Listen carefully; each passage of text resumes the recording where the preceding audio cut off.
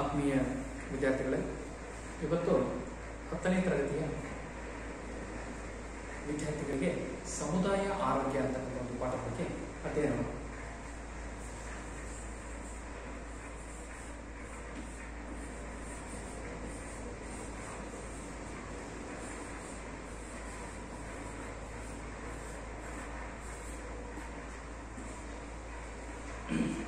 ಸಮುದಾಯ, ಇಲ್ಲಿ ನಾವು ಹೇಳ್ತೇವೆ ಸಮುದಾಯ ಅಂದರೆ ಒಂದು ಸಮಾಜ.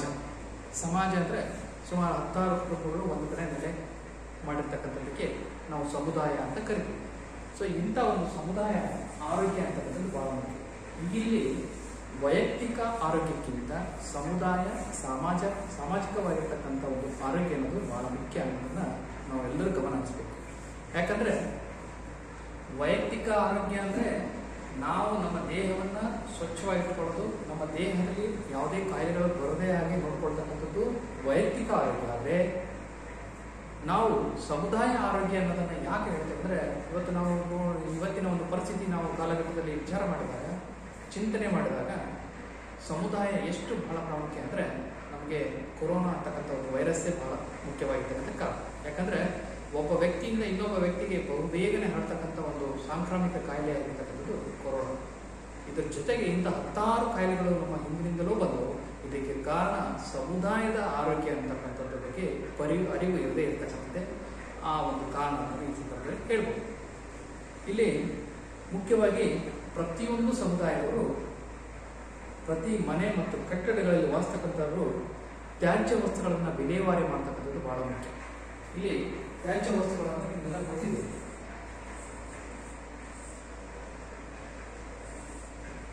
ಯಾಕಂದ್ರೆ ತ್ಯಾಜ್ಯ ವಸ್ತುಗಳು ನಮ್ಮ ಪ್ರತಿ ಮನೆಯಲ್ಲೂ ಸಹಿತ ಅನುಪಯುಕ್ತವಾಗಿರ್ತಕ್ಕಂಥ ವಸ್ತುಗಳನ್ನು ನಾವು ತ್ಯಾಜ್ಯ ವಸ್ತುಗಳು ಅಂತ ಕರಿತೀವಿ. ಅಂದರೆ ಅದು ಯಾವುದೇ ಕಾರಣಕ್ಕೂ ನಮಗೆ ಉಪಯುಕ್ತವಾಗದೇ ಇರತಕ್ಕಂಥ ವಸ್ತುಗಳು, ಅವನ್ನ ನಾವು ತ್ಯಾಜ್ಯ ವಸ್ತುಗಳು ಅಂತ ಕರಿತೀವಿ. ಸೊ ಅಂಥ ತ್ಯಾಜ್ಯ ವಸ್ತುಗಳಲ್ಲಿ ಯಾವ ರೀತಿ ನಾವು ಅವುಗಳನ್ನು ವಿಂಗಡಣೆ ಮಾಡ್ಬೋದು. ಮೊದಲು ನಾವು ತ್ಯಾಜ್ಯಗಳ ವಿಂಗಡಣೆ ಯಾವ ರೀತಿ 2 ಭಾಗಗಳದ ಅನ್ನೋದ್ರ ಬಗ್ಗೆ ಅರ್ಥ ಮಾಡಿ. ಮೊದಲನೇದಾಗಿ ದ್ರವ ಪದಾರ್ಥದ ತ್ಯಾಜ್ಯ ವಸ್ತುಗಳು. ಸೊ ದ್ರವ ಪದಾರ್ಥದ ತ್ಯಾಜ್ಯ ವಸ್ತುಗಳು ಯಾವ್ಯಾವ ಅಂದರೆ ನಿರುಪಯೋಗಿ ವಸ್ತುಗಳು ಮತ್ತು ನಾವು ಬಹಿರ್ದೇಶೆಯನ್ನು ಮಾಡ್ತೀವಲ್ಲ, ಮಲಮೂತ್ರಗಳು. ಸೊ ಇವು ಸಹಿತ ನಾವು ತ್ಯಾಜ್ಯಗಳ ಒಂದು ಇದನ್ನೇ ಪರಿಗಣಿಸ್ತೀವಿ, ಅಂದರೆ ದ್ರವ ರೂಪದ ತ್ಯಾಜ್ಯ ವಸ್ತುಗಳು ಅಂತ ಹೇಳ್ತೀವಿ.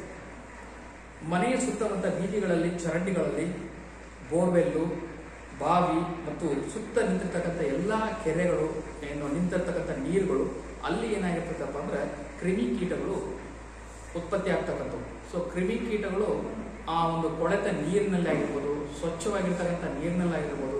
ಈಗ ನಾವು ಯಾವುದೇ ಒಂದು ಡೆಂಗ್ಯೂ ಅಂತಕ್ಕಂಥ ಒಂದು ಸೊಳ್ಳೆ, ಸೊ ಆ ಒಂದು ಡೆಂಗ್ಯೂ ಅಂತಕ್ಕಂಥ ಒಂದು ಕಾಯಿಲೆ ಏನಿದೆಯಪ್ಪ ಅಂದರೆ ಅದು ಬರ್ತಕ್ಕಂಥದ್ದು ಒಂದು ಆ ಒಂದು ಸೊಳ್ಳೆ ಏನಪ್ಪ ಅಂದರೆ ಶುದ್ಧವಾಗಿರ್ತಕ್ಕಂಥ ನೀರಿನಲ್ಲೇ, ಅದು ತುಂಬ ದಿನಗಳು ಇರ್ತಕ್ಕಂಥ ಒಂದು ಶುದ್ಧವಾದ ನೀರಿನಲ್ಲೇ ಅದು ತನ್ನ ಮೊಟ್ಟೆಯನ್ನು ಇಟ್ಟು ಒಂದು ಸೊಳ್ಳೆ ಆಗಿ ಹೊರ ಹೋಗ್ತಕ್ಕಂಥದ್ದನ್ನು ನಾವು ನೋಡ್ತೇವೆ. ಕೆಲವೊಂದು ಅಶುದ್ಧವಾಗಿರ್ತಕ್ಕಂಥ ನೀರು, ಚರಂಡಿಗಳಲ್ಲಿ ಏನಾಗ್ತಪ್ಪ ಅಂದ್ರೆ ಆ ಸೊಳ್ಳೆಗಳು, ಕ್ರಿಮಿಗಳು ಉತ್ಪತ್ತಿಯಾಗಿ ನಾವು ಮನುಷ್ಯರಿಂದ ಮನುಷ್ಯನಿಗೆ ಏನಾಗ್ತವಪ್ಪ ಅಂದರೆ ಇವತ್ತು ಕಾಯಿಲೆಗಳು ಹರಡುತ್ತವೆ. ಸೊ ಅದನ್ನು ನಾವು ಬಹಳ ಮುಖ್ಯವಾಗಿ ನೋಡ್ತಾ ಇದ್ದೀವಿ. ಸೊ ಇದು ನೀರು ನಿಲ್ಲದಂತೆ ಸೂಕ್ತ ರೀತಿಯಲ್ಲಿ ದ್ರವ ಪದಾರ್ಥಗಳು ಒಂದು ವಿಲೇವಾರಿ ಆಗ್ತಕ್ಕಂಥದ್ದನ್ನು ನಾವು ಗಮನ ಹರಿಸಿದ್ರೆ ನಿಜವಾಗ್ಲೂ ಅಲ್ಲಿರ್ತಕ್ಕಂಥ ಸಮುದಾಯ ಬಹಳಷ್ಟು ಆರೋಗ್ಯವಾಗಿರ್ತಕ್ಕಂಥದ್ರಲ್ಲಿ ಸಂದೇಹವೇ ಇಲ್ಲ. ಇನ್ನು ಅದು ನಿಂತಿರ್ತಕ್ಕಂಥ ನೀರೇ ಆಗಿದೆ, ಅದ್ರ ಮೇಲೆ ನಾವು ಸೀಮೆಯನ್ನು ಸುರಿಯೋದಾಗಿರ್ಬೋದು, ಅಥವಾ ಏನಾದರೂ ಫ್ಲೋರಿನ್ ಅಂತಕ್ಕಂಥ ಕೆಲವೊಂದು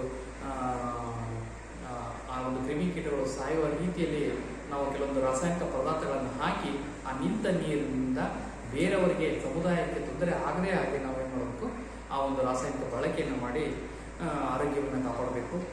ಇನ್ನು ಸೊಳ್ಳೆಗಳ ಬೆಳವಣಿಗೆ ಹೊಂದುವುದನ್ನು ತಪ್ಪಿಸ್ತಕ್ಕಂಥದ್ದು ವಯಸ್ಸಿನ ಮನೆಯಲ್ಲಿರ್ತಕ್ಕಂಥ ದ್ರವ ತ್ಯಾಜ್ಯ ವಸ್ತುಗಳು ಒಳಚರಂಡಿಗೆ ಹರಿದು ಹೋಗುವಂಥ ವ್ಯವಸ್ಥೆನ ಪ್ರತಿಯೊಂದು ಮನೆಗಳಲ್ಲಿ, ಬೀದಿಗಳಲ್ಲಿ ಡ್ರೈನೇಜ್ ಇರ್ತಕ್ಕಂಥದ್ದು ಇರುತ್ತೆ. ಸೊ ಅದು ನೇರವಾಗಿ ಏನಪ್ಪ ಅಂದರೆ ಒಂದೇ ಕಡೆ ಎಲ್ಲ ನೀರುಗಳು ಎಲ್ಲೂ ನಿಲ್ಲದ ಹಾಗೆ ನೇರವಾಗಿ ಒಂದು ವಿಲೇವಾರಿಯಾಗಿ ಅದು ಒಂದು ಸೂಕ್ತ ಸ್ಥಳಕ್ಕೆ ಅದನ್ನು ಕಳಿಸುವ ವ್ಯವಸ್ಥೆ ಪ್ರತಿಯೊಂದರಲ್ಲೂ ಇರಬೇಕು.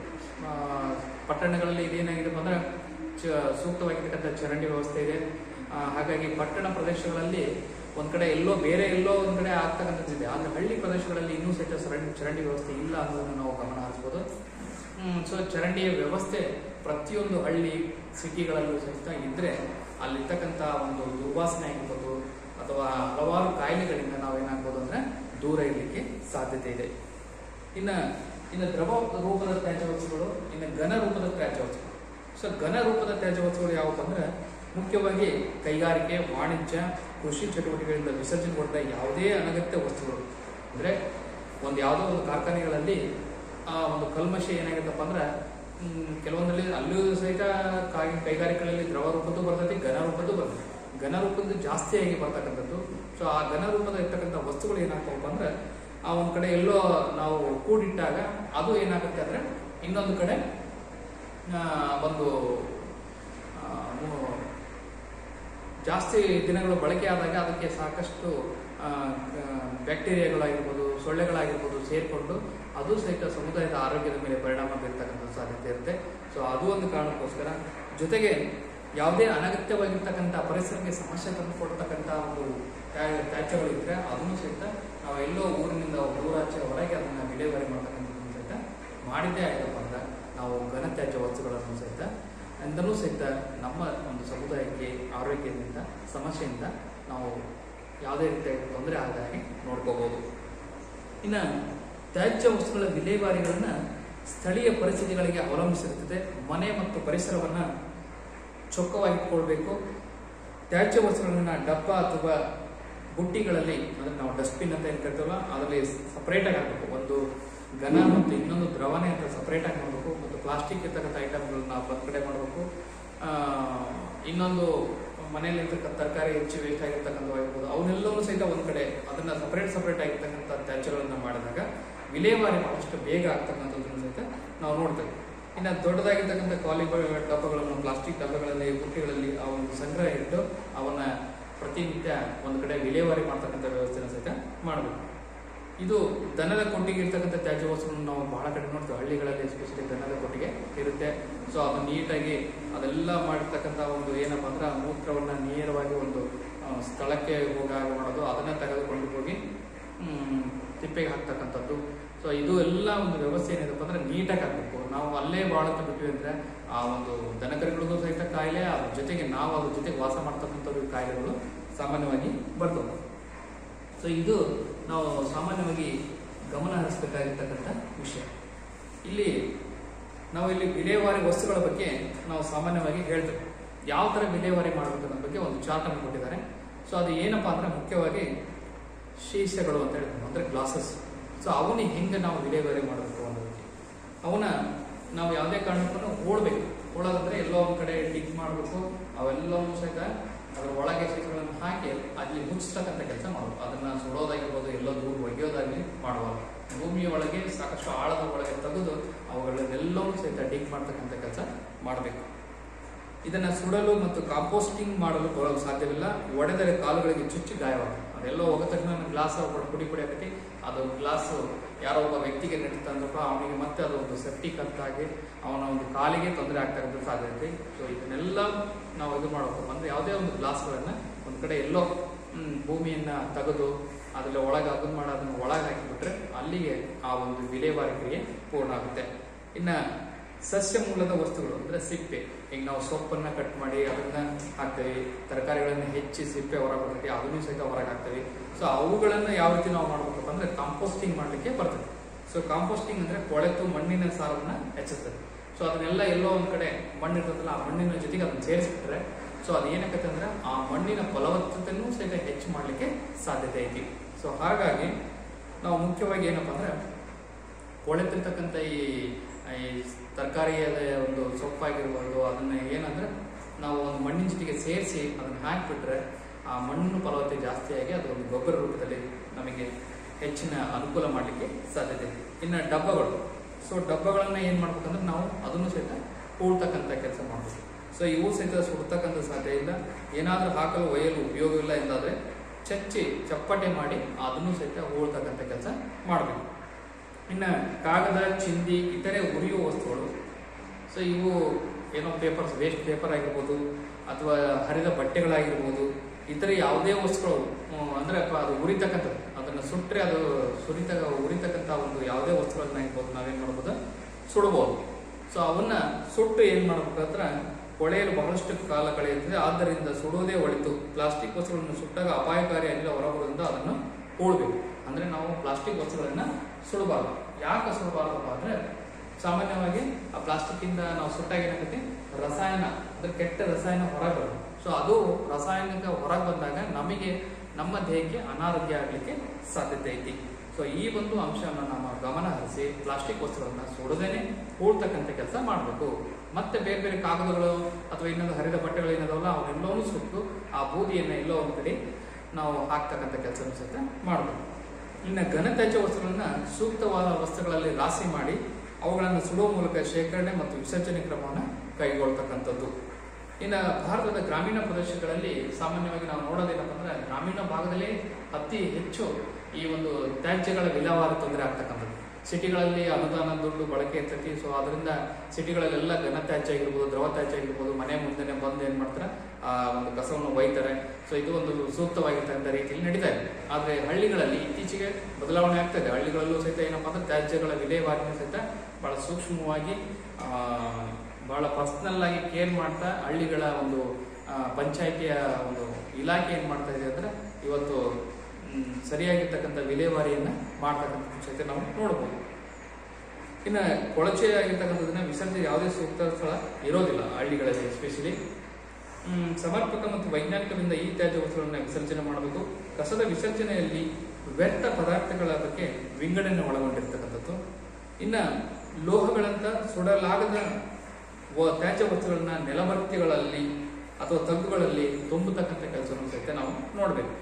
ಲೋಹಗಳಂತ ಈ ಸುಡಲಾಗದ ತ್ಯಾಜ್ಯ ವಸ್ತುಗಳು ಏನಿದಾವಪ್ಪ ಅಂದ್ರೆ ಅವನ್ನ ನಾವು ಸಾಧ್ಯ ಆದಷ್ಟು ಏನ್ ಮಾಡ್ಬೇಕು, ನೆಲದಲ್ಲೇ ಹಾಕ್ಬೇಕು. ಸೊ ನೆಲದಲ್ಲೇ ಹಾಕಿ ಅದನ್ನ ನಾವೇನ್ ಮಾಡ್ಬೇಕು, ಅದನ್ನ ಕ್ಲೋಸ್ ಮಾಡ್ಬೇಕು. ಇಲ್ಲಾಂದ್ರೆ ಅದು ಸುಡಕ್ಕೂ ಬರಲ್ಲ, ಇತ್ಲಾಗ ಅದನ್ನ ಎಲ್ಲೂ ವೇಸ್ಟ್ ಆಗಿ ಒಗೆಯಕ್ಕೂ ಆಗಲ್ಲ. ಅಂದ್ರೆ ಅದಕ್ಕೆ ಮದ್ದೇನಪ್ಪ ಅಂದ್ರೆ ನಾವು ನೆಲದಲ್ಲೇ ಹೋಗುದು, ಅದನ್ನ ಒಳಗಿರ್ತಕ್ಕಂಥ ಕೆಲಸ ಮಾಡ್ಬೇಕು. ಇನ್ನು ಸುಡಬಹುದಾಗಿರ್ತಕ್ಕಂಥ ತ್ಯಾಜ್ಯ ವಸ್ತುಗಳನ್ನ ವಿಶೇಷವಾಗಿ ನಿರ್ಮಿಸಿದ ಸ್ಥಳಗಳಲ್ಲಿ ದಹನ ಮಾಡಿ ಅಲ್ಲಿ ಅದನ್ನ ನಿರ್ನಾಮ ಮಾಡಬೇಕು ಅನ್ನೋದನ್ನು ಸಹಿತ ಈ ಸಂದರ್ಭದಲ್ಲಿ ಕೇಳ್ತೀವಿ. ಇದರಿಂದ ಬಹಳಷ್ಟು ರೋಗಕಾರಕ ಮತ್ತು ಜೈವಿಕ ವಸ್ತುಗಳು ನಾಶ ಆಗ್ತವೆ. ಇವೆಲ್ಲರೂ ನಾವೇನಪ್ಪ ಅಂದ್ರೆ ಮುಖ್ಯವಾಗಿ ಸಮುದಾಯದ ಆರೋಗ್ಯವನ್ನು ಕಾಪಾಡಬೇಕಪ್ಪ ಅಂದ್ರೆ ತ್ಯಾಜ್ಯ ವಸ್ತುಗಳ ವಿಲೇವಾರಿ ಏನಾಗಬೇಕು, ಸರಿಯಾಗಿ ಆಗಬೇಕು. ಸೊ ಇದು ಘನ ರೂಪದ್ದಾಗಿರ್ಬೋದು, ದ್ರವ ರೂಪದ್ದಾಗಿರ್ಬೋದು. ಇಲ್ಲಿ ಒಬ್ಬ ವ್ಯಕ್ತಿಯಿಂದ ಇನ್ನೊಬ್ಬ ವ್ಯಕ್ತಿಗೆ ಹರಡತಕ್ಕಂಥದ್ದೇ ನಾವು ಸಾಂಕ್ರಾಮಿಕ ರೋಗಗಳು ಅಂತ ಕರಿತೀವಿ. ಸೊ ಈ ಸಾಂಕ್ರಾಮಿಕ ರೋಗಗಳನ್ನ ನಾವು ಹೊರಗೆ ಹಾಕಬೇಕಪ್ಪ. ನಾವು ಸಮುದಾಯದಿಂದ ನಾವು ಏನಪ್ಪಾ ಅಂದ್ರೆ ನಾವು ಸಾಮಾನ್ಯವಾಗಿ ಏನಂದ್ರೆ ಸಮುದಾಯ ಆರೋಗ್ಯ ಚೆನ್ನಾಗಿರ್ತಂದ್ರೆ ನಾವೆಲ್ಲರೂ ಆರೋಗ್ಯ, ವೈಯಕ್ತಿಕ ಆರೋಗ್ಯಕ್ಕಿಂತ ಹೆಚ್ಚು ಸಮುದಾಯ ಆರೋಗ್ಯ ಯಾಕೆ ಚೆನ್ನಾಗಿರ್ಬೇಕಪ್ಪ ಅಂದ್ರೆ ಇದು ಸಾಂಕ್ರಾಮಿಕ ಕಾಯಿಲೆಗಳಿಂದ ನಾವು ದೂರ ಇರಲಿಕ್ಕೆ ಸಾಧ್ಯತೆ ಇದೆ, ಮೊದಲನೇ ಅಂಶ. ಸೊ ಇಲ್ಲಿ ನಾವೆಲ್ಲರೂ ಗಮನ ಹರಿಸ್ತಾ ಇರ್ತೀವಿ. ಏನಪ್ಪಾ ಅಂದ್ರೆ ನಮ್ಮ ಕಸ ನಾವು ಏನ್ ಮಾಡ್ತಂದ್ರೆ ಕಸ ಹೊಡಿತೀವಿ, ನಾವು ಪಕ್ಕದ ರೂಮಿನ ಕಸ ಬಗ್ಗೆ ನಮ್ಮ ಪಕ್ಕದ ಇದ್ರ ಬಗ್ಗೆ ತಲೆ ಕೆಡಿಸ್ಕೊಂಡು ನಾವು ಅವ್ರ ಆ ಕಡೆ ಹಾಕೋದು. ಸೊ ಈ ತರ ಒಬ್ಬ ವ್ಯಕ್ತಿ ಸ್ವಾರ್ಥವಾಗಿ ಬದುಕ್ತಾ ಇತ್ತಂದ್ರೆ ಸಮುದಾಯದ ಆರೋಗ್ಯವನ್ನು ಕಾಪಾಡಿಕೊಳ್ಳಿಕ್ಕೆ ಕಷ್ಟ ಸಾಧ್ಯ. ಬರೀ ಸ್ವಾರ್ಥವಾಗಿ ಬದುಕ್ತಕ್ಕಂಥ ವ್ಯಕ್ತಿಗಳಿದ್ರೆ ಅದಕ್ಕೆ ನಿಸ್ವಾರ್ಥವಾಗಿ ಇಡೀ ಓಣಿನೇ ಸ್ವಚ್ಛವಾಗಿರಬೇಕು, ಇಡೀ ಊರೇ ಗ್ರಾಮ ಸ್ವಚ್ಛತೆ ಇರಬೇಕು ಅನ್ನೋದನ್ನ ಪ್ರತಿಯೊಬ್ಬ ವ್ಯಕ್ತಿ ಮನಸ್ಸು ಮಾಡಿದ್ರೆ ಮಾತ್ರ ಸಾಧ್ಯ. ಆ ಮನುಷ್ಯನಲ್ಲಿ ಅಂತ ಒಂದು ಭಾವನೆಗಳು ಬರಬೇಕು. ಅದು ಯಾಕೆ ನಿಮಗೆ ಈ ಪಠ್ಯದಲ್ಲಿ ಈ ಒಂದು 10ನೇ ತರಗತಿಯ ವಿಷಯದ ದೈಹಿಕ ಶಿಕ್ಷಣ ಪಠ್ಯದಲ್ಲಿ ಯಾಕೆ ಈ ಸಮುದಾಯದ ಆರೋಗ್ಯದ ಬಗ್ಗೆ ಯಾಕೆ ಇಟ್ಟಿರೋದಂದ್ರೆ ಇವತ್ತು ನೀವು ನಿಮ್ಮ ಶಾಲಾ ಸ್ವಚ್ಛತೆ ಏನಾಗಿರ್ಬೋದು, ನಿಮ್ಮ ಊರಿನ ಸ್ವಚ್ಛತೆಯನ್ನ ಯಾಕೆ ಯಾವುದೇ ವ್ಯಕ್ತಿಗಳು ಇಲ್ಲಿರ್ತಕ್ಕಂಥ ಎಲ್ಲ ವಿದ್ಯಾರ್ಥಿಗಳು ಸಹಿತ ಕೆಲಸ ಮಾಡ್ತಾರೆ ಅಂತ ಹೇಳೋಣ. ಕೆಲವೊಂದು ವಿದ್ಯಾರ್ಥಿಗಳು ಸಾಮಾನ್ಯವಾಗಿ ನಾವು ನೋಡ್ತೇವೆ, ನಾನು ಹೇಳಿದ ತಕ್ಷಣ ಕೆಲಸ ಮಾಡಲ್ಲ. ಕೆಲವೊಬ್ರು ನಾನು ಹೇಳಕ್ಕಿಂತ ಮುಂಚೆನೆ ಮಾಡ್ತಾರೆ, ಕೆಲವೊಬ್ರು ನಾನು ಹೇಳಿದ ಮೇಲೆ ಮಾಡ್ತಾರೆ. ಸೊ 3 ರೀತಿಯಾಗಿರ್ತಕ್ಕಂಥ ವಿದ್ಯಾರ್ಥಿಗಳನ್ನ ನಾವು ನೋಡ್ತೇವೆ.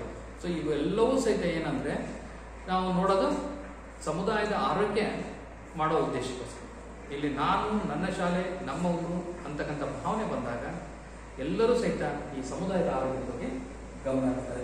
ಯಾಕಂದ್ರೆ ಇಲ್ಲಿ ನಾವು ಏನು ಅಂಶವನ್ನ ನಾವು ಗಮನ ಹರಿಸಬೇಕಪ್ಪ ಅಂದ್ರೆ ಇಲ್ಲಿ ವೈಯಕ್ತಿಕ ಆರೋಗ್ಯಕ್ಕಿಂತ ಸಮುದಾಯದ ಆರೋಗ್ಯದ ಮೇಲೆ. ಯಾಕಂದ್ರೆ ಸಮುದಾಯನೇ ಹಾಳಾಗ್ತಾ ಇರುವಾಗ ನಾನು ಒಬ್ಬನೇ ಆರೋಗ್ಯವಾಗಿರ್ಲಿಕ್ಕೆ ಸಾಧ್ಯ ಇಲ್ಲ. ಸೊ ಅದಕ್ಕೆ ಬೇರೆಯವ್ರಿಗೋಸ್ಕರ ಆದ್ರೂ ಸಹಿತ ನಾವೇನು ಮಾಡ್ಬೇಕಂದ್ರೆ ನನ್ನ ಆರೋಗ್ಯ ವೈಯಕ್ತಿಕವಾಗಿ ಆರೋಗ್ಯ ಚೆನ್ನಾಗಿರ್ಬೇಕಂದ್ರೆ ನಾನು ಸಮುದಾಯದ ಆರೋಗ್ಯ ಕಡೆ ಗಮನ ಹರಿಸಬೇಕು ಅನ್ನೋದು ಸಹಿತ ಬಹಳ ಮುಖ್ಯ ಅನ್ನೋದನ್ನ ನಾವು ಹೇಳ್ತೀವಿ. ಇನ್ನು ಸಾಮಾನ್ಯವಾಗಿ ಈ ದ್ರವ ತ್ಯಾಜ್ಯ ವಸ್ತುಗಳನ್ನು ಯಾವ ರೀತಿ ವಿಲೇವಾರಿ ಮಾಡಬೇಕಪ್ಪ ಅಂದರೆ ಹರಿತಕ್ಕಂಥ ಕೊಚ್ಚೆ ನೀರು, ಡಿಟರ್ಜೆಂಟ್ಗಳು, ವಾಣಿಜ್ಯ ಮತ್ತು ವಾಸ ಗೃಹ ಮೂಲಗಳಿಂದ ಅನೇಕ ವಿವಿಧ ಜೈವಿಕ ಮತ್ತು ಅಜೈವಿಕವಾಗಿರ್ತಕ್ಕಂಥ ಮಾಲಿನ್ಯಕಾರಕವಾಗಿರ್ತಕ್ಕಂಥ ವಸ್ತುಗಳನ್ನು ನಾವು ನೋಡ್ತೀವಿ.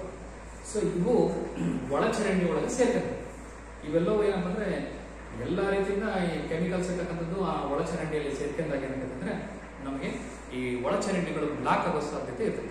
ಸೊ ಅದಕ್ಕೆ ನಾವೇನು ಮಾಡ್ತೀವಿ ಅಂದರೆ ಆ ಬ್ಲಾಕ್ಸ್ಗಳನ್ನು ತಪ್ಪಿಸ್ಬೇಕಪ್ಪ ಅಂದರೆ ಅದನ್ನು ನಾವು ಸಾಮಾನ್ಯವಾಗಿ ಗ್ರಾಮೀಣ ಪ್ರದೇಶಗಳಲ್ಲಿ ಗೃಹ ಕೃತ್ಯ ತ್ಯಾಜ್ಯ ವಸ್ತುಗಳು ಚರಂಡಿಗಳ ಕೊಳಚೆಯನ್ನು ಶೇಖರಣೆ ಮಾಡೋದಕ್ಕೆ ಮತ್ತು ವಿಷಯಕ್ಕೆ ಯಾವುದೇ ಸೂಕ್ತವಾಗಿರ್ತಕ್ಕಂಥ ವ್ಯವಸ್ಥೆ ಇರೋದಿಲ್ಲ. ಸೊ ಅದನ್ನು ನಾವು ಎಲ್ಲಿ ಬೇಕಲ್ಲಿ ಹರಡ್ತಕ್ಕಂಥದ್ದು. ಹಾಗಾಗಿ ಎಲ್ಲಿ ಬೇಕಲ್ಲಿ ನಮಗೆ ಹಳ್ಳಿಗಳಲ್ಲೇ ಫಸ್ಟ್ ಕಾಯಿಲೆಗಳನ್ನ ನಾವು ನೋಡ್ತೇವೆ. ಸಾಮಾನ್ಯವಾಗಿ ಸಣ್ಣ ಪುಟ್ಟ ಕಾಯಿಲೆಗಳು ಅಲ್ಲಿಂದನೇ ಪ್ರಾರಂಭ ಆಗ್ತಿರ್ತವೆ. ಆದರೆ ನಾವು ನೋಡೋ ಒಂದು ವ್ಯವಸ್ಥೆ ಏನಪ್ಪ ಅಂದರೆ ಸ್ವಚ್ಛವಾಗಿರಬೇಕು, ಆರೋಗ್ಯವಾಗಿರಬೇಕು ಅಂದರೆ ನಾವು ಏನು ಮಾಡಬೇಕು, ಮುಖ್ಯವಾಗಿ ಸಮುದಾಯದ ಆರೋಗ್ಯದ ಕಡೆ ಗಮನ ಹರಿಸಬೇಕು, ತ್ಯಾಜ್ಯ ವಸ್ತುಗಳ ವಿಲೇವಾರಿ ಕಡೆ ಗಮನ ಹರಿಸಬೇಕು. ಚರಂಡಿ, ಕೊಳಚೆ ಸಂಸ್ಕರಣಾ ಘಟಕ, ಕೈಗಾರಿಕೆ ಮತ್ತು ನಗರ ವಲಯಗಳಿಂದ ಹರಿತಕ್ಕಂಥ ಕಲುಷಿತ ನೀರನ್ನು ಸಂಸ್ಕರಿಸಿದ ನಂತರವೇ ನೀರಾವರಿಗಾಗಿ ಬಳಸ್ತಕ್ಕಂಥದ್ದು. ಎಸ್ಪೆಷಲಿ ನೀರಾವರಿಗೆ ಬಳಸ್ತಕ್ಕಂಥ ನೀರು ಏನಾಗಿರ್ಬೇಕು ಅಂದರೆ ಅದು ಎಂಥ ನೀರೇ ಅಂತಲ್ಲ, ಅದಕ್ಕೆ ಕೆಮಿಕಲ್ ಮಿಕ್ಸ್ ಆಗಿರ್ತಕ್ಕಂಥ ನೀರು ಇತ್ತಪ್ಪ ಅಂದರೆ ಅದನ್ನ ಬಳಸಿ ನಾವು ನೀರನ್ನು ಹಾಸಿ ನಾವು ಉತ್ಪಾದನೆ ಮಾಡಿ ಅದನ್ನು ನಾವು ತಿನ್ನೋದ್ರಿಂದ ಅದು ನಮ್ಮ ಆರೋಗ್ಯಕ್ಕೆ ತೊಂದರೆ ಕೊಡ್ತಕ್ಕಂಥದ್ದಾಗಿರ್ತದೆ.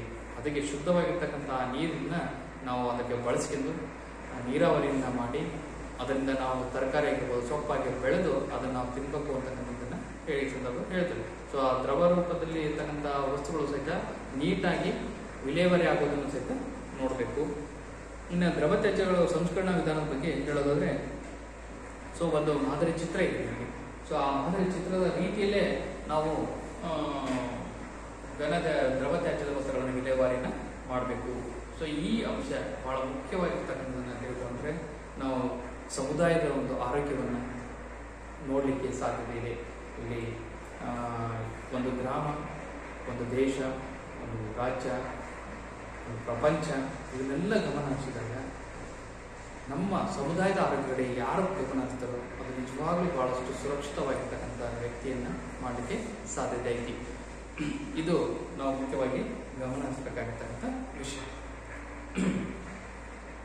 ಈಗಾಗಲೇ ನಾವು ಸಾಮಾಜಿಕ ಆರೋಗ್ಯ ಅಂತ 8ನೇ ತರಗತಿಯಲ್ಲಿ ಬರುತ್ತೆ. ಸೊ ಸಾಮಾಜಿಕ ಆರೋಗ್ಯ ಅಂದರೆ ಸಮುದಾಯಿಕ ಆರೋಗ್ಯಗಳು ಸಾಮಾಜಿಕ ಆರೋಗ್ಯ ವ್ಯತ್ಯಾಸ. ಅಲ್ಲಿ ಸಮಾಜದಲ್ಲಿ ಯಾವ ರೀತಿ ವ್ಯಕ್ತಿಗಳು ಇರ್ತಾರೆ, ಸೊ ಆ ವ್ಯಕ್ತಿಗಳಲ್ಲಿ ಆರೋಗ್ಯದ ಬಗ್ಗೆ ಹೆಚ್ಚು ಗಮನ ಹರಿಸಬೇಕು ಅನ್ನೋ ಒಂದು ಅಂಶನ ನಾವು ನೋಡಿದ್ವಿ. ಈಗ ಸಮುದಾಯದಲ್ಲಿ ಏನಪ್ಪಾ ಅಂದ್ರೆ ಆರೋಗ್ಯದಲ್ಲಿ ಏನು ನೋಡಿದ್ವಿ ನಾವು, ತ್ಯಾಜ್ಯ ವಸ್ತುಗಳ ವಿಲೇವಾರಿಯನ್ನು ಯಾವ ರೀತಿ ಮಾಡಬೇಕು. ತ್ಯಾಜ್ಯ ವಸ್ತುಗಳಲ್ಲಿ ಘನ ತ್ಯಾಜ್ಯ ಮತ್ತು ದ್ರವ ತ್ಯಾಜ್ಯ ಇರುತ್ತೆ. ಸೊ ಘನ ತ್ಯಾಜ್ಯ ತ್ಯಾಜ್ಯಗಳು ಯಾವುದು, ದ್ರವ ರೂಪದ ತ್ಯಾಜ್ಯಗಳು ಯಾವುದನ್ನು ನೋಡಿದ್ವಿ, ಅವುಗಳ ವಿಲೇವಾರಿ ಮಾಡೋದನ್ನು ಸಹಿತ ತಿಳ್ಕೊಂಡು. ಸೊ ಈ ಎಲ್ಲ ಅಂಶಗಳು ಏನಪ್ಪ ಅಂದ್ರೆ ತ್ಯಾಜ್ಯ ವಸ್ತುಗಳ ವಿವರಣೆಯಲ್ಲಿ ಬರ್ತಕ್ಕಂಥದ್ದು. ಇನ್ನು ಬಾವಿ ಕೆರೆಗಳ ಸ್ವಚ್ಛತೆ, ಇದು ಪ್ರತಿ ಹಳ್ಳಿಗಳಲ್ಲೂ ಸಹಿತ ಕೆರೆಗಳಿರ್ತಾವು, ಬಾವಿಗಳಿರ್ತಾವು. ಸೊ ಬಾವಿಗಳ ಸ್ವಚ್ಛತೆ ಅಂತಂದ್ರೆ ಬಾವಿಗಳಲ್ಲಿ ತೆರೆದ ಬಾವಿ ಮತ್ತು ಕೊಳವೆ ಬಾವಿ ಅಂತ 2 ರೀತಿ ಇದೆ. ಸೊ ಒಂದು ಬಾವಿ ಸುತ್ತಲೂ ಕೈಗಾರಿಕೆಗಳು ಇಲ್ಲದಿರುವುದು ಸೂಕ್ತ. ಬಾವಿಗಳ ಸುತ್ತಮುತ್ತ ಏನಪ್ಪ ಅಂದ್ರೆ ಯಾವುದೇ ಕೈಗಾರಿಕೆಗಳು ಇರದೇ ಇರೋದು ಬಹಳ ಸೂಕ್ತ. ಯಾಕಂದ್ರೆ ಆ ಕೈಗಾರಿಕೆಗಳು ಬಿಡ್ತಕ್ಕಂಥ ನೀರು ನೇರವಾಗಿ ಆ ಬಾವಿ ಮತ್ತು ಕೆರೆಗಳಿಗೆ ಹೋಗ್ತಕ್ಕಂಥ ಸಾಧ್ಯತೆ ಇರುತ್ತೆ. ಸೊ ಆ ಒಂದು ಕಾರಣಕ್ಕೆ ಅದು ಸುತ್ತಮುತ್ತ ಯಾವುದೇ ಕೆರೆಗಳು ಇರಬಾರದು.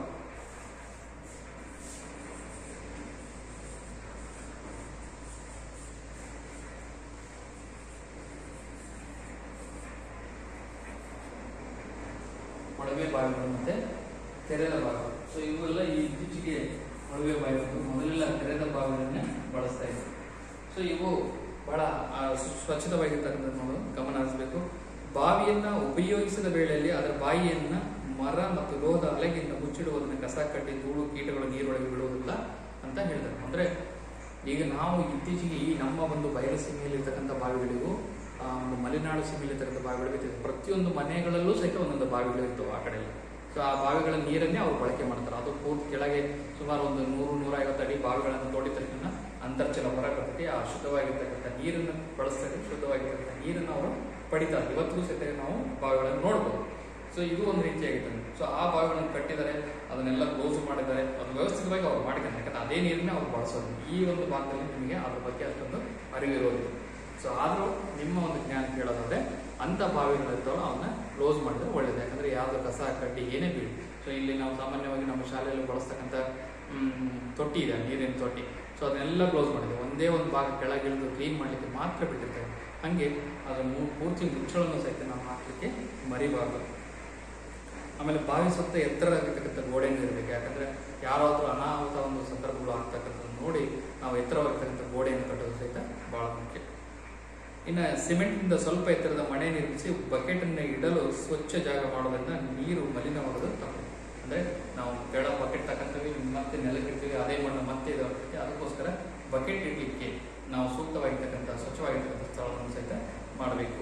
ಇನ್ನು ಹೊರಚಲಿದ ನೀರು ಹರಿದು ಹೋಗಿ ಬಾವಿಯ ಸುತ್ತಮುತ್ತಲು ಜಾಗ ಒಣಗಿದಂತಿರಲು ವ್ಯವಸ್ಥೆ ಮಾಡಿರುವುದರಿಂದ ಬಾವಿಯ ಸುತ್ತ ನೀರು ನಿಂತು ಅಲ್ಲಿ ಸೊಳ್ಳೆಗಳು ಸಹಿತ ನೀರು.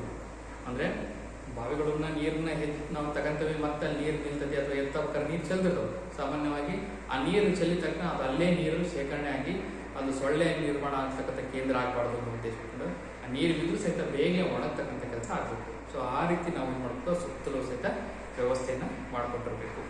ಇನ್ನು ಕೆರೆಗಳ ಬಗ್ಗೆ ಹೇಳೋದಾದ್ರೆ ಇಲ್ಲೂ ಸಹಿತ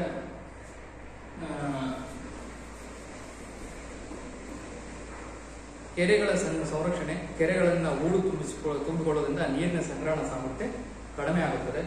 ಆದ್ದರಿಂದ ಕೆರೆಗಳಲ್ಲಿ ಹೂಳೆತ್ತುವುದು ಅವಶ್ಯಕ.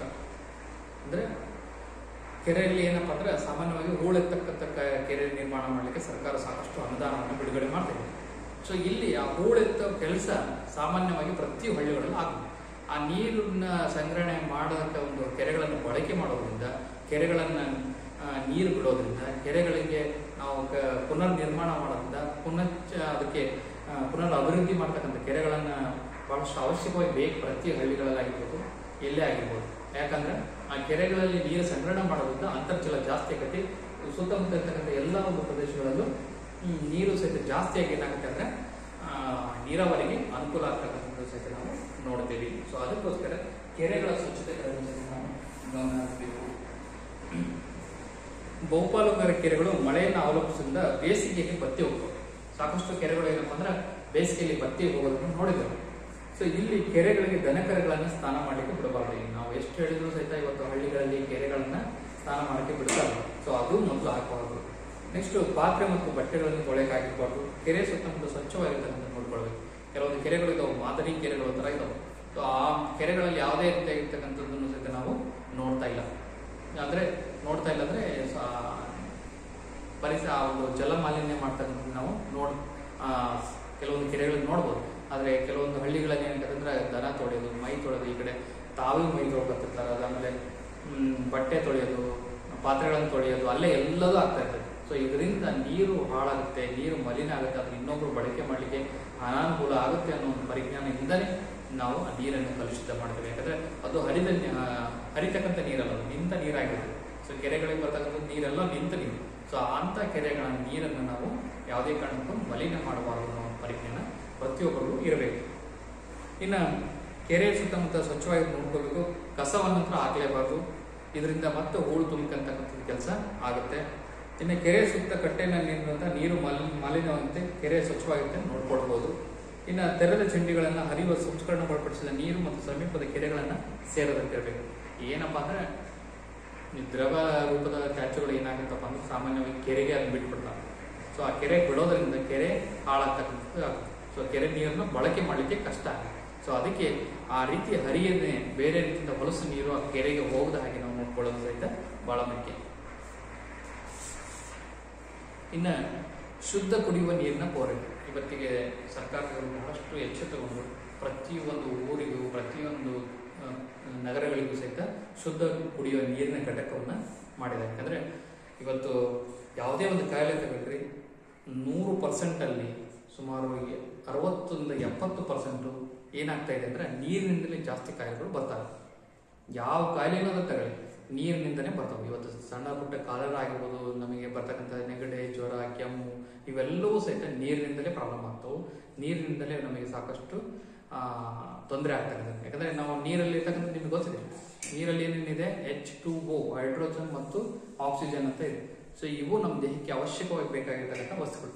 ಸೊ ಅದಕ್ಕೆ ನಾವು ನೀರು ಕುಡಿದೇನೆ, ಈ ಊಟ ಇಲ್ದೇನೆ ಬದುಕೋದು, ಆದರೆ ನೀರು ಇಲ್ದೇನೆ ಬದುಕೋದು ಬಹಳ ಕಷ್ಟ. ಸೊ ಈ ಅಂಶ ಗಮನ ಇಟ್ಕೊಂಡು ನೀರು, ಅದರಲ್ಲೂ ಶುದ್ಧವಾಗಿರ್ತಕ್ಕಂಥ ನೀರನ್ನು ನಾವು ಕುಡಿಬೇಕು ಅನ್ನೋದನ್ನ ತಲೆಗಿಡಬೇಕು. ನೀರು ಎಲ್ಲೆಲ್ಲೂ ನೀರು ಕುಡಿಯಲು ಒಂದು ಹನಿಯೂ ಇಲ್ಲ. ಅನೇಕ ದೇಶಗಳು ಕುಡಿಯುವ ನೀರಿನ ಪರಿಸ್ಥಿತಿಯ ಕುರಿತು ಕೋಲ್ಡ್ರಿಚ್ ಅವರು ಬಹಳ ಉತ್ತಮವಾಗಿ ಉಲ್ಲೇಖಿಸಿದ್ದಾರೆ. ಸಮೃದ್ಧವಾದಷ್ಟು ನೀರಿದೆ, ಆದರೆ ಅದು ಕಲುಷಿತವಾಗಿದ್ದು ಕುಡಿಯಲು ಯೋಗ್ಯವಾಗಿಲ್ಲ.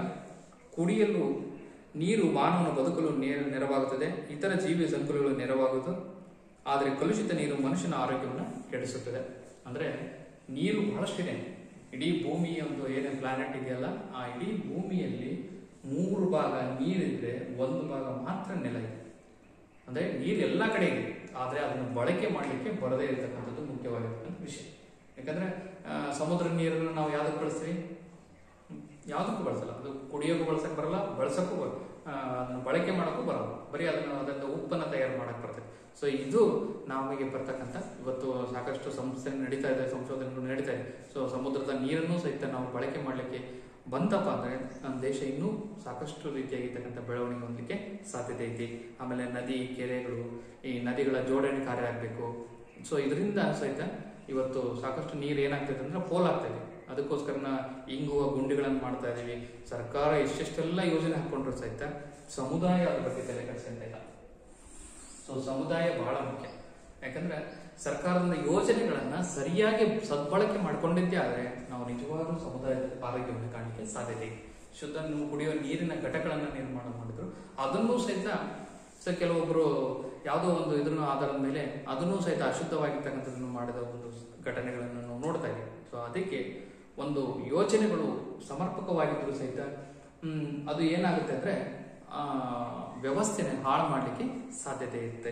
ಅದಕ್ಕೆ ಶುದ್ಧ ಕುಡಿಯುವ ನೀರು ಮನುಷ್ಯನ ಆರೋಗ್ಯದ ಒಂದು ಮೂಲ ಅಂತ ಸಹಿತ ನಾವು ಹೇಳ್ಬೋದು. ಮಾನವನಿಗೆ ಆಹಾರಕ್ಕಿಂತ ಬಹಳ ಮುಖ್ಯ ನೀರು. ಸೊ ಶುದ್ಧ ಕುಡಿಯುವ ನೀರನ್ನ ಪೂರೈಕೆ ಮಾಡಬೇಕಾಗಿತ್ತು ಸಮುದಾಯದ ಆರೋಗ್ಯ ಸೇವೆಗಳಲ್ಲಿ ಮೂಲಭೂತವಾಗಿರುತ್ತದೆ. ಕೊಳೆ, ಬ್ಯಾಕ್ಟೀರಿಯಾ, ಪರಾವಲಂಬಿ ಜೀವಿಗಳು ಏನಾಗಬೇಕು ಅಂದ್ರೆ ಕಲುಷಿತ ನೀರಿನಲ್ಲಿ ಆಗೋದಿಲ್ಲದು ಎಂದರ್ಥ. ಶುದ್ಧವಾದ ನೀರು ಸಮುದಾಯಕ್ಕೆ ಬಹಳ ಅಗತ್ಯವಾಗಿ ಬೇಕು. ಶುದ್ಧವಾಗಿರ್ತಕ್ಕಂಥ ನೀರು ಆರೋಗ್ಯ ಜೀವನಕ್ಕೆ ಬಹಳ ಅಗತ್ಯವಾಗಿತ್ತು. ಭಾರತದಲ್ಲಿ ಇತರೆ ಅಭಿವೃದ್ಧಿ ಹೊಂದಿರತಕ್ಕಂಥ ದೇಶಗಳಲ್ಲಿ ಶುದ್ಧವಾಗಿರ್ತಕ್ಕಂಥ ನೀರಿನ ಘಟಕವನ್ನು ಸ್ಥಾಪನೆ ಮಾಡಿ ಎಲ್ಲರಿಗೂ ಶುದ್ಧದ ಕುಡಿಯುವ ನೀರಿನ ಒಂದು ವ್ಯವಸ್ಥೆಯನ್ನು ಮಾಡಬೇಕಂತ ಮಾಡ್ತಾ ಇದ್ದಾರೆ. ಮಾಡಲೇಬೇಕು, ಯಾಕಂದ್ರೆ ಅದು ಆರೋಗ್ಯದ ಮೇಲೆ ಸಾಕಷ್ಟು ಪರಿಣಾಮ ಬೀರ್ತಾ ಇದೆ. ಇನ್ನು ವೈಯಕ್ತಿಕವಾಗಿ ಮತ್ತು ಸಮುದಾಯದ ಪ್ರಯತ್ನಶೀಲ ಚಟುವಟಿಕೆಯಿಂದ ಸುರಕ್ಷಿತವಾದ ನೀರನ್ನು ಒದಗಿಸಲು ಸಾಧ್ಯ. ಸುರಕ್ಷಿತವಾದ ನೀರು ಎಂದರೆ ಹಾನಿಕಾರಕ ರೋಗಾಣುಗಳಿಂದ, ರಾಸಾಯನಿಕ ಪದಾರ್ಥಗಳಿಂದ ಮುಕ್ತವಾಗಿರಬೇಕು. ಇನ್ನು ಅಡಿಗೆ ಮಾಡಲು ಯೋಗ್ಯವಾಗಿರಬೇಕು. ಮಾಲಿನ್ಯದಿಂದ ಹೊರತಾದ ಶುದ್ಧ ನೀರಿನ ಪೂರೈಕೆಯನ್ನ ಕುಡಿಯಬಹುದಾದ ನೀರು ಅಂತ ಹೇಳ್ಬೋದು. ಆ ನೀರಲ್ಲಪ್ಪ ಅಂದ್ರೆ ಯಾವುದೇ ರೀತಿಯಾಗಿರ್ತಕ್ಕಂಥ ಕೆಮಿಕಲ್ಸ್ ಇರಬಾರ್ದು, ಮಲಿನದಿಂದ ನೀರು ಇರಬಾರ್ದು. ಸೊ ಇವನ್ನ ಒಳಗೊಂಡಿರ್ತಕ್ಕಂಥ ನೀರನ್ನು ನಾವು ಕುಡಿಲಿಕ್ಕೆ ಯೋಗ್ಯವಾಗಿರ್ತಕ್ಕಂಥ ನೀರು ಅಂತ ಹೇಳ್ಬೋದು. ಸೊ ಇವೆಲ್ಲ ಅಂಶಗಳು ಏನಪ್ಪ ಅಂದ್ರೆ ಸಮುದಾಯದ ಆರೋಗ್ಯದ ಮೇಲೆ ಬಹಳಷ್ಟು ಪರಿಣಾಮ ಬೀರ್ತವು. ಕೆರೆಗಳ ಸ್ವಚ್ಛತೆ, ಬಾವಿಗಳ ಸ್ವಚ್ಛತೆ, ತ್ಯಾಜ್ಯ ವಸ್ತುಗಳ ವಿಲೇವಾರಿ ಆಗಿರ್ಬೋದು, ಅದರಲ್ಲೂ ಘನ ತ್ಯಾಜ್ಯ ಮತ್ತು ದ್ರವ ತ್ಯಾಜ್ಯಗಳ ವಿಲೇವಾರಿ. ಸೊ ಹೀಗೆ ನಾವು ಸಮುದಾಯದ ಆರೋಗ್ಯದ ಕಡೆ ನಾವು ನೋಡಿದಾಗ ಇವೆಲ್ಲವೂ ಸಹಿತ ಬಹಳ ಪ್ರಮುಖ ಪಾತ್ರ ವಹಿಸ್ತವು. ಈ ಪಾಠದಲ್ಲಿ ಬರ್ತಕ್ಕಂಥ ಎಲ್ಲ ಪ್ರಶ್ನೆ ಉತ್ತರಗಳನ್ನು ನೀವು ಒಂದ್ಸರಿ ನೋಡಿ ಅದರಲ್ಲಿ ಏನಾದರೂ ಇನ್ನೂ ಕೇಳಬೇಕಂತಕ್ಕಂಥದ್ರೆ ಒಂದು ಕೇಳೋದಕ್ಕಿಂತ ಹೆಚ್ಚು ಈ ಕೆಲವೊಂದು ಅಂಶಗಳನ್ನು ನಾವು ತಿಳ್ಕೊಳ್ತಾ ಹೋಗ್ಬೇಕು. ಏನ್ ತಿಳ್ಕೊತ ಹೋಗ್ಬೇಕಪ್ಪ ಅಂದ್ರೆ ನಾವು ಯಾವ್ದನ್ನ ಮಾಡಬೇಕು, ಯಾವ್ದನ್ನ ಮಾಡಬಾರ್ದು, ಡೂ ಅಂತಕ್ಕಂಥದ್ದು ಯಾವ್ದು ಡೂ, ಸೊ ಅದನ್ನ ನಾವು ಮಾಡಬೇಕು. ಯಾವ್ದು ಮಾಡಬಾರ್ದು ಅದನ್ನ ಮಾಡಬಾರ್ದು ಅನ್ನೋ ಒಂದು ಪರಿಜ್ಞಾನ ನಮ್ಮಲ್ಲಿ ಬರಬೇಕು ಅನ್ನೋದು ಈ ಸಂದರ್ಭದಲ್ಲಿ ಹೇಳ್ತಾ ಇಲ್ಲಿಗೆ ಈ ಪಾಠವನ್ನ ಮುಕ್ತಾಯಗೊಳಿಸ್ತಾ ಇದ್ದೀನಿ.